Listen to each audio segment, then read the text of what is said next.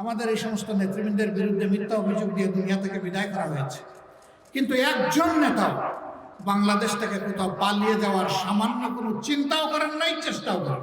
সরকার এমন ভীতিকর অবস্থা সৃষ্টি করে রেখেছিল, রাতের বেলা ঝুঁকি নিয়ে তার মুখটা দেখে এসেছে, কিন্তু দিনের বেলা তার জানাজায় আমি শরীক হতে পারি না।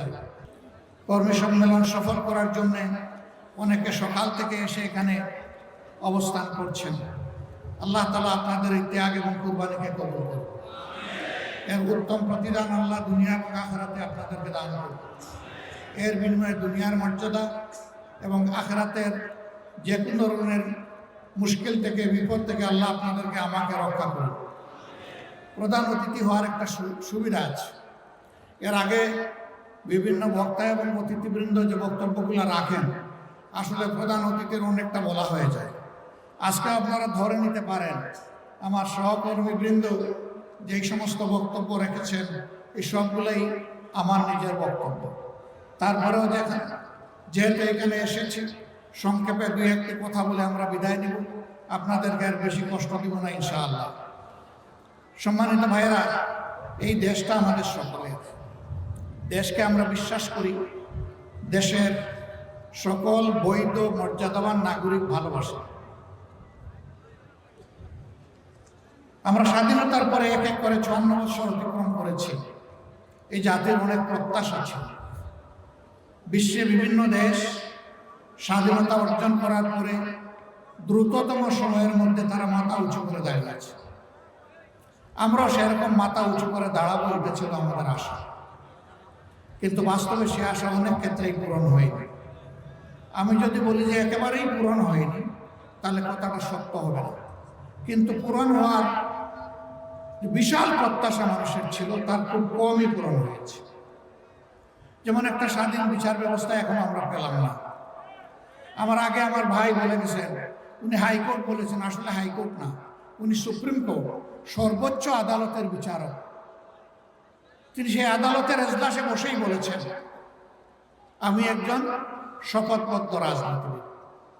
আমরা জানতাম ছাত্র জীবনে তিনি নিষিদ্ধ ঘোষিত বর্তমানে যে সংগঠন ছাত্রলীগ, তার একজন ক্যাডার ছিলেন। এরপরে তিনি ওই সংগঠন থেকে বের হয়ে আর একটি বিদ্রোহী সংগঠন বাকশাল ছাত্রলীগের ক্যাডার ছিলেন। কিন্তু আমরা ধারণা করেছিলাম বিচারের আসনে বসার পরে তারা বিচারকের আচরণ করবে। দুইজন এই কথা বলেছিলেন।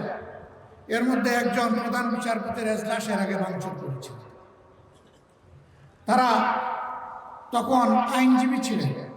আইনের অঙ্গনে এসে বেআইনি কাজে শুধু করেন নাই, প্রধান বিচারপতির এজলাস ভাঙচুর করা, তার দরজায় লাথি দেওয়ার মানে হচ্ছে বিচারের গায়ে লাথি দেওয়া।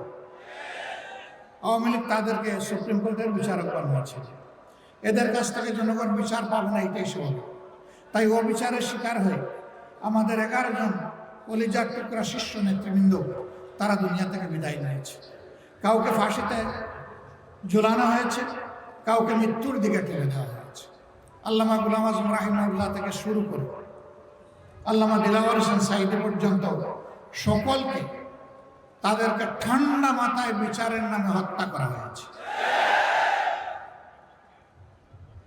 আল্লাহ তাআলা সকল সুকর্ম এবং অপকর্মের পাওনা যথাযথভাবে এই মানুষকে একটা জায়গায় পরিপূর্ণভাবে দেবেন।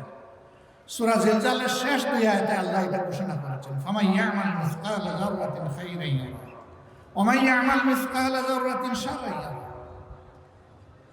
যে সূক্ষ্মাতি সূক্ষ্ম সূচের অগ্রভাগ পরিমাণ ভালো কাজ করে আমার কাছে আসবে, অবশ্যই আমি তাকে তার পরিপূর্ণ প্রতিদান নিজ হাতে দান করব। আবার যে ওরকম সূক্ষ্মাতি সূক্ষ্ম অপকর্ম করে আমার কাছে আসবে, তারও পাওনা আমি সেদিন চুকিয়ে দেব। কিন্তু দুনিয়াকে আল্লাহ কিছু দিবেন না? হ্যাঁ, আল্লাহ বলেছেন দুনিয়ায় দেব। যারা অপকর্ম করবে আমি দুনিয়ায় তাদেরকে অপমানিত করবো, লাঞ্ছিত করব। অধ্যাপক গোলাম আজম, তাকে অনেক মিথ্যা গালি দেওয়া হয়েছে, অপবাদ দেওয়া হয়েছে, জেলের মধ্যে তাকে মৃত্যুর দিকে ঠেলে দেওয়া হয়েছে। সেই সময় বিরোধী দলের হরতাল অবরোধ চলছিল, যখন তিনি দুনিয়া থেকে বিদায় নেন। সারা বাংলাদেশের আমাদের কর্মীদের আবেগের ঠিকানা ছিলেন তিনি। সেই দিনটি যদি যান চলাচল করত, সেদিনের দৃশ্য কী হতো আমি জানি না। কিন্তু অবস্থা খুব ভয়াবহ ছিল। আমি তখন বাংলাদেশ জামাত ইসলামের সেক্রেটারি জেনারেলের দায়িত্ব পালন করছি। সরকার এমন ভীতিকর অবস্থা সৃষ্টি করে রেখেছিল। রাতের বেলা ঝুঁকি নিয়ে তার মুখটা দেখে এসেছি, কিন্তু দিনের বেলা তার জানাজায় আমি শরীক হতে পারি না। এরকম শুধু আমি না, এরকম লাখো লাখো মানুষ এই সুযোগ নিতে পারে না। তারপরেও তার জানাজা ছিল অভূতপূর্ব, লোকে লোকারণ্য চতুর্দিক। আল্লাহ তাআলা যাকে সম্মান দেন তার সম্মান কেউ কেড়ে নিতে পারে না। তুইজ্জু মান তাশাউ ওয়া তুযিল্লু মান তাশাউ বিয়াদিকাল খায়র ইন্নাকা আলা কুল্লি শাইইন কাদির। ইজ্জত দেওয়ার মালিক আল্লাহ, বেইজ্জত করার মালিক আল্লাহ। হ্যাঁ, আমাদের এই সমস্ত নেতৃবৃন্দের বিরুদ্ধে মিথ্যা অভিযোগ দিয়ে দুনিয়া থেকে বিদায় করা হয়েছে, কিন্তু একজন নেতাও বাংলাদেশ থেকে কোথাও পালিয়ে যাওয়ার সামান্য কোনো চিন্তাও করেন নাই, চেষ্টাও করেন। মীর কাসেম আলী, ইনি তো আমেরিকায় ছিলেন, আমাদের সংগঠন বলে নাই, তার দরদি বন্ধুরা বলেছিল don't come back to Bangladesh, বাংলাদেশে ফিরে আসবেন না। তিনি বলেছেন কেন? বলেছে আপনার বিরুদ্ধে মিথ্যা মামলা দিয়ে আপনাকে অপমান করবে। তিনি বলেছেন যদি আমার বিরুদ্ধে মিথ্যা মামলা দিয়ে আমাকে অপমান করে, আমি আদালতে এজলাসে দাঁড়িয়ে বলবো আমার বিরুদ্ধে সমস্ত অভিযোগ মিথ্যা। আমি বিদেশে বসে এই অপমানজনক জীবনযাপন করতে চাই না। আমি পলাতক, একথা আমি শুনতে চাই না। বরঞ্চ অন্যায়ের বিরুদ্ধে আদালতে গিয়ে আমি লড়াই করব। সেই লড়াইয়ের দুনিয়ায় যদি জিতি আলহামদুলিল্লাহ, না হয় আদালতে আখেরাতে আমি অবশ্যই জিতব। এই ইয়াকিন, এই কারেজ, সৎ সাহস নিয়ে তিনি দেশে ফিরে এসেছিলেন।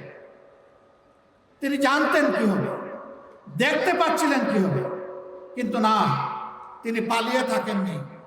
তিনি হতাশ হন, ভয় পান। কারণ যারা শুধু আল্লাহ তাআলাকে ভয় করে এবং ভালোবাসে, দুনিয়ার কোনো ব্যক্তি এবং শক্তিকে তার ভয় করার প্রশ্নই উঠে না।